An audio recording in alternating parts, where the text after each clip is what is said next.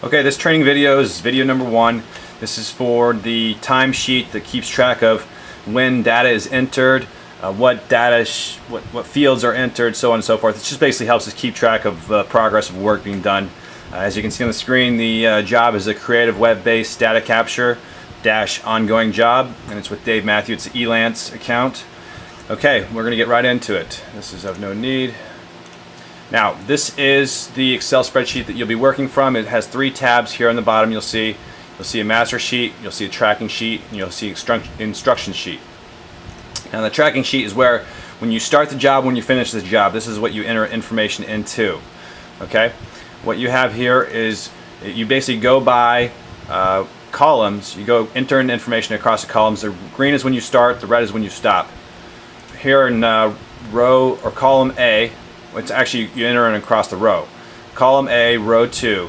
You put your name. In this instance, I'll leave this filled out just for informational purposes. But here's David B. First and last name of the person who's entering the data, and then you've got the date, which is when the job is done. You've got the start time, and the times need to be based on Eastern time. I know that the time zone, there's a significant time difference between Florida and India. But just to keep consistent, let's do Eastern time. You're just going to have to calculate the difference. If that's a problem, just let us know. We'll be able to work around it. Okay, so you've got name, date, start time, and then you've got the case number. And this is only the numeric part of the case number that changes. As you'll see in a minute, that the case numbers are quite a bit more extensive information than that. But this gives you just the idea of it. And then here, once you finish, this is the time that when you finish relative to the start time, and then you calculate the total minutes. And so it doesn't have to be Eastern time. Now that I think about it, you can go ahead and put it, whatever time it is where you're at. That's fine. And then total minutes is, every hour is 60 minutes, and then of course whatever beyond that is, however minutes it is. So you just figure out the total minutes. So it could be, 500 minutes. It could be 120 minutes. Whatever it is.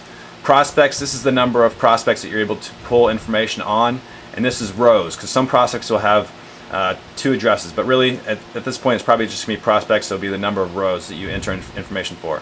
And then the in case number is the numeric part that changes in the case number, and that's the last one that you're working on. And then the rest, the yellow, don't worry about it because it'll fill out automatically. And so every day, every time an individual works on this project, they need to put their name, date, start time, finish time. And that's all we need for that video. Very simple instructions.